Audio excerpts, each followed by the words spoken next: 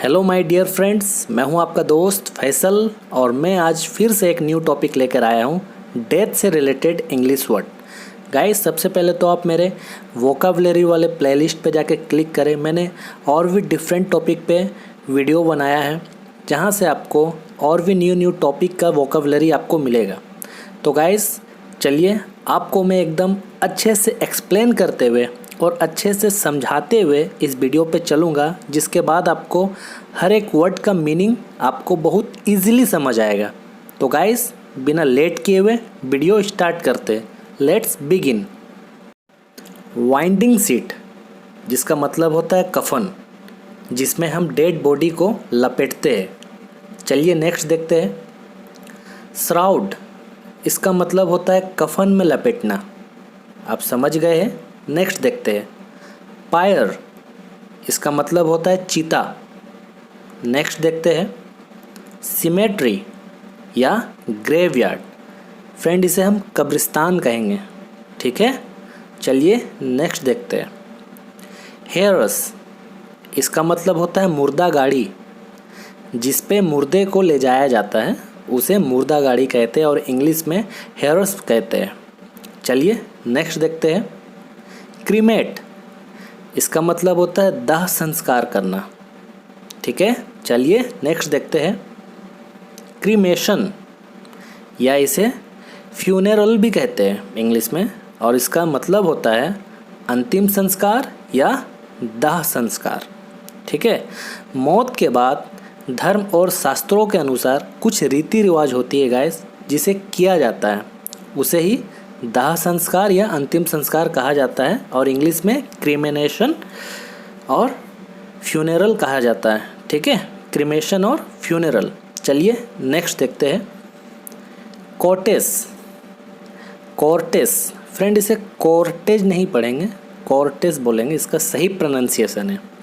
इसका मतलब होता है दाह संस्कार के समय मुर्दे के पीछे जाने वाला जो जुलूस होता है।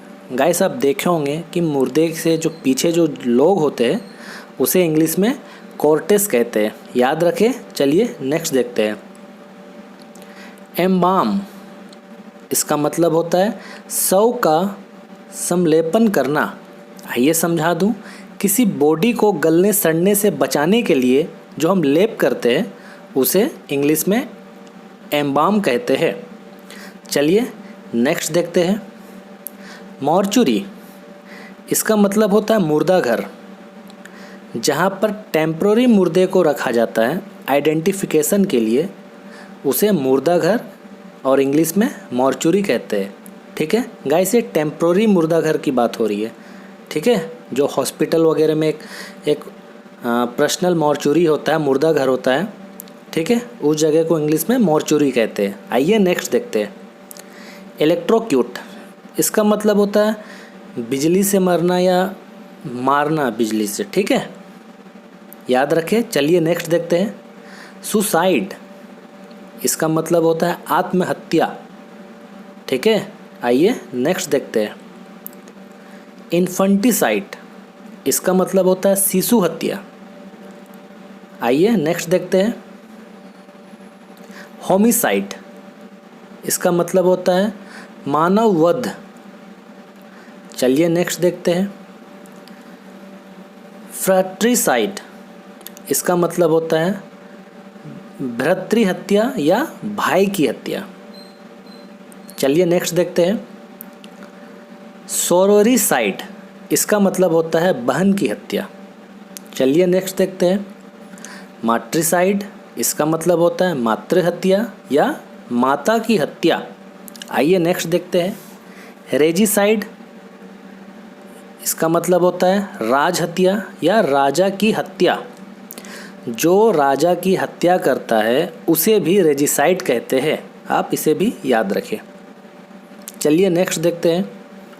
जेनोसाइड, फ्रेंड जेनोसाइड का मतलब होता है जाति संहार। अब इसका मतलब क्या होता है ये मैं अच्छे से आपको समझा दूं। जहाँ पर एक ग्रुप या एक कम्युनिटी को बहुत सारे नंबर में उसे मारा जाता है, उसे इंग्लिश में जेनोसाइड कहते हैं। याद रखिए, बहुत वेरी इंपॉर्टेंट वर्ड है ये, बहुत यूज़ होता है। चलिए नेक्स्ट देखते हैं।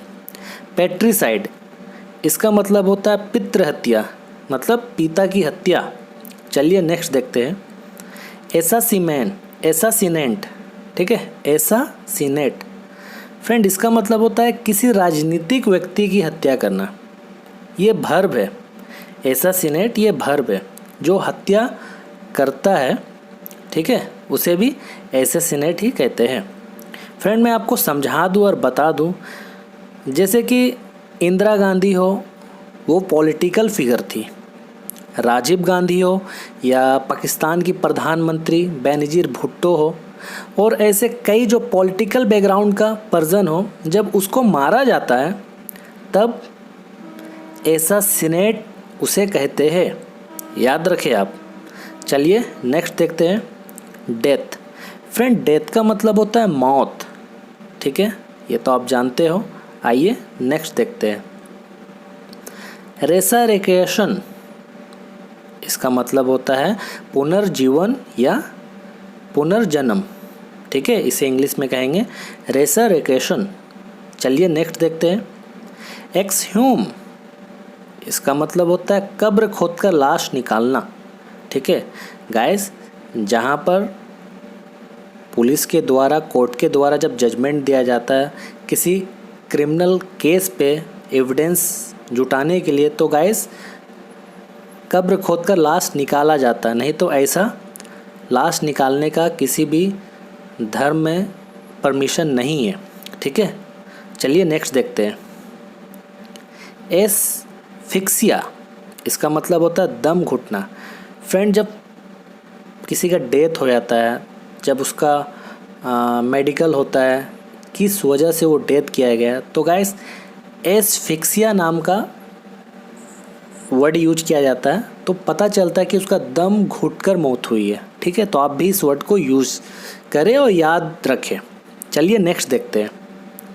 पोस्टमार्टम, या इसे हम ऑटोप्सी भी बोलेंगे। ऑटोप्सी इसका सिनोनिम्स है, जिसका मतलब होता है शव परीक्षा। चलिए नेक्स्ट देखते हैं। ऑबिचरी, इसका मतलब होता है निधन सूचना। अब निधन सूचना का मतलब क्या है आपको बता दूं। जो न्यूज़पेपर में आते हैं, जिसकी मौत की खबर न्यूज़पेपर के द्वारा पता चलता है, उसे हम ऑबिचरी कहते हैं। चलिए नेक्स्ट देखते हैं।